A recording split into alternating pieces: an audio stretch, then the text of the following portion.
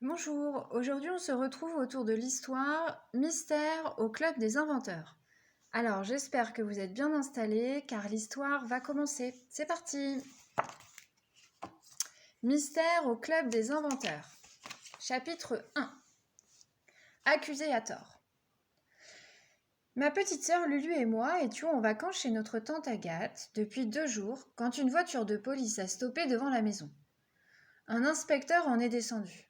Edgar, le robot majordome de notre tante, s'est avancé vers le policier et s'est mis à parler en bourdonnant. « Vous avez oublié la baignoire pour mettre la sirène de police sur toit du véhicule. » Le policier a regardé Edgar d'un air étonné. J'ai été obligée de lui expliquer que notre tante, qui est inventrice, avait reprogrammé son robot pour lui donner le sens de l'humour. Mais l'inspecteur n'a pas eu l'air de comprendre la blague du robot. L'inspecteur s'est adressé à Agathe qui venait d'apparaître sur le seuil. « Madame Détrouve, je suis l'inspecteur Jolivet. Je viens vous voir pour le vol de mercredi. »« Quel vol ?» a demandé notre tante en le faisant entrer. Ma petite sœur m'a pris la main. « Viens Adèle, il faut absolument qu'on entende la suite. » Nous sommes allés nous poster sous la fenêtre du salon et avons essayé de suivre la conversation. Le policier expliqua d'une voix forte. Monsieur Louis Verbois a été cambriolé à son domicile mercredi dernier. Et vous, Agathe Détrouve, vous êtes accusée de ce vol. Lulu et moi, nous nous sommes regardés d'un air étonné. J'ai tendu l'oreille. Tante Agathe répondait apparemment quelque chose, mais sa voix était trop faible pour nous parvenir distinctement. Le policier continua. Monsieur Verbois avait, semble-t-il, des chances d'être le gagnant du concours L'Épingle, qui a lieu lundi prochain. Or, mercredi après-midi, le prototype de sa nouvelle invention a été volé à l'intérieur de sa maison par une personne qui en possédait la clé. « Tante Agathe a la clé de Louis Verbois, » m'a soufflé Lulu à l'oreille. « Elle nourrit ses chats quand ils s'absentent. » La voix du policier reprit. « Votre voisine, Madame Bégonel, déclare vous avoir vu sortir de chez vous en mobilette à 14h cet après-midi-là. Vous êtes revenu une demi-heure plus tard avec un gros paquet. Les voisins de Louis Verbois ont confirmé votre présence chez lui vers 14h15 et ont retrouvé l'une de vos clés USB sur le sol de son atelier. Une clé rouge contenant vos fichiers d'invention. » Incroyable, ai-je murmuré. « Vous êtes convoqué au commissariat demain matin à 11h, a poursuivi le policier. Eh bien, a murmuré Lulu, on peut dire que tante Agathe a de gros ennuis. Le policier parti, nous avons rejoint notre tante au salon. Elle était affalée sur le canapé, l'air sonné. Nous avons entendu l'inspecteur, a avoué Lulu. Nous étions cachés sous la fenêtre. Mais impossible de savoir comment tu t'es défendue, ai-je ajouté. On n'entendait pas bien ta voix. Il vous aurait fallu mon écouteur espion, les bichettes, a répondu ma tante avec un pauvre petit sourire. Ton écouteur espion ? Ai-je demandé.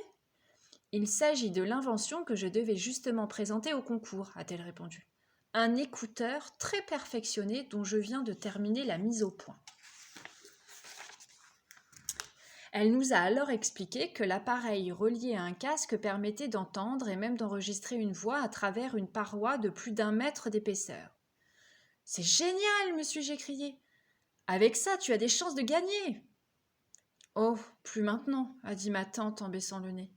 Avec ce qui vient de se passer, je vais être rayée de la liste du concours, et je risque même la prison. Comment prouver que je n'ai pas commis ce vol alors que tout le village semble m'avoir vu sur les lieux ? Chapitre 2. Le mystère s'épaissit. Notre soirée a commencé dans un silence pesant. Tante Agathe avait complètement perdu sa bonne humeur habituelle.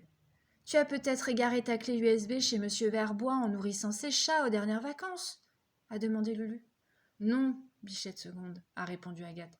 La clé dont il s'agit contient mes documents les plus récents. Je l'ai utilisée mercredi matin au Club des Inventeurs. Je ne comprends vraiment pas comment elle a pu se retrouver chez Louis Verbois l'après-midi même. » « Qu'est-ce que tu faisais d'ailleurs cet après-midi-là » ai-je demandé. « La sieste, a-t-elle répondu. J'ai eu un terrible coup de fatigue. La réunion du matin m'avait épuisée. » On ne peut pas dire que ça fasse un alibi solide, a lancé Lulu qui, à force de lire des histoires policières, en connaissait tout le vocabulaire. Qui participait à ta réunion d'inventeurs le matin du vol ai-je demandé. Nous étions 5, comme d'habitude. Louis Verbois, Eugène Marais, Achille Delplace, Éléonore de Choisy et moi. À cet instant, une voix aiguë qui ressemble à celle de notre tante a retenti derrière la porte. « Bichette première et bichette seconde, nouvelles gaufres sont servies !» Edgar a fait irruption dans la pièce et nous avons éclaté de rire. Il avait revêtu l'une des robes à grosses fleurs de notre tante et avait posé sur sa tête une pelote de laine noire qui faisait tout à fait penser à un chignon. « Heureusement qu'Edgar est là pour nous détendre l'atmosphère, » a murmuré notre tante. Après avoir dévoré les gaufres à 3 étages d'Edgar, nous sommes allés nous coucher. Tante Agathe semblait un peu réconfortée et nous a fait un clin d'œil. Pas de bataille de polochon téléguidée ce soir, n'est-ce pas les bichettes ? 5 minutes plus tard, Lulu s'était endormie. De mon côté, je ne parvenais pas à fermer l'œil. Je retournais l'énigme dans ma tête, dans tous les sens possibles. En repensant à Edgar avec sa robe à fleurs, une idée a soudain traversé ma cervelle. Une explication possible se dessinait. Le lendemain matin, dès mon réveil, j'ai secoué Lulu pour lui exposer ma théorie. « Adèle, cette idée est géniale !» s'est-elle écriée en sautant du lit. « N'en parle pas à tante Agathe, lui ai-je conseillé. Il faut qu'on vérifie 1 ou 2 choses avant. » Nous sommes descendus prendre notre petit déjeuner avec elle, puis nous lui avons demandé l'autorisation d'aller faire un tour. « Prenez les trotticyclettes, si vous voulez, » a proposé notre tante qui avait mis au point pour nous des trottinettes à moteur. « Et appelez-moi à la maison en cas de problème. » Elle nous a tendu son téléphone portable. « J'ai rendez-vous au commissariat à 11h. Essayez d'être là avant. » Chapitre 3. L'interrogatoire. Nous avons enfourché nos engins pour nous rendre chez Louis Verbois. L'inventeur habitait près de l'église. Nous le connaissions déjà un peu pour l'avoir rencontré chez tante Agathe. « Je suis vraiment désolé de ce qui arrive, » nous a-t-il annoncé. « Je n'aurais jamais pensé qu'Agathe puisse être la coupable quand j'ai appelé la police. »« Je ne pense pas que ma tante vous ait volé, » ai-je répondu. « Et j'aimerais justement vous poser quelques questions. » Louis Verbois m'a regardé avec surprise et m'a répondu gentiment. « Je t'écoute, Adèle. » « Est-ce que les inventeurs présents à votre réunion mercredi avaient des chances de gagner au concours l'épingle ?» Louis a réfléchi un moment et a répondu « Je ne pense pas. » Éléonore avait mis au point des chaussures chauffantes à talons, Achille, une valise téléguidée, et Eugène, un four micro-ondes qui refroidit les aliments trop chauds. Inventions utiles, mais qui sont moins exceptionnelles que celles d'Agathe. « Et que la vôtre, » ai-je ajouté. « De quoi s'agissait-il exactement ?»« D'une cape à miroir et capteur photovoltaïque, » a répondu Louis. J'ai fait mine de comprendre pour ne pas l'interrompre. « Achille, Eugène et Éléonore savaient-ils que vous alliez vous absenter l'après-midi » ai-je demandé. Louis a acquiescé. Ça veut dire qu'il a dit oui. « Il savait aussi qu'Agathe avait vos clés » ai-je poursuivi. « Oui, » a répondu Louis sans hésiter. « Ils savaient tous qu'elle s'occupait de mes chats pendant mes absences. »« Chez qui se passait la réunion ?»« Chez Eugène Marais. »« Avez-vous bu quelque chose chez lui ?»« Oui, un thé, en fin de matinée. » Mes doutes se confirmaient. Nous avons pris congé de Louis et sommes retournés chez ma tante. Chapitre 4. Les bichettes sur une piste. De retour à la maison, nous avons croisé tante Agathe qui enfourchait sa mobilette pour se rendre au commissariat. J'ai entraîné Lulu vers le laboratoire pour aller prendre l'écouteur espion. Puis nous avons filé chez Eugène Marais à la lisière de la forêt.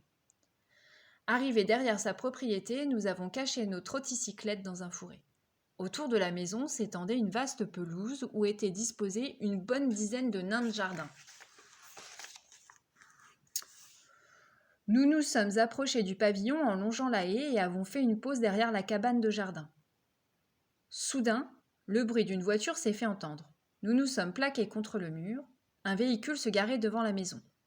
Quand nous avons entendu la porte du pavillon se refermer, j'ai sorti l'écouteur de ma poche, j'ai collé la ventouse de l'appareil sur le mur, puis j'ai mis le casque. « Cette invention est incroyable !» ai-je soufflé à Lulu.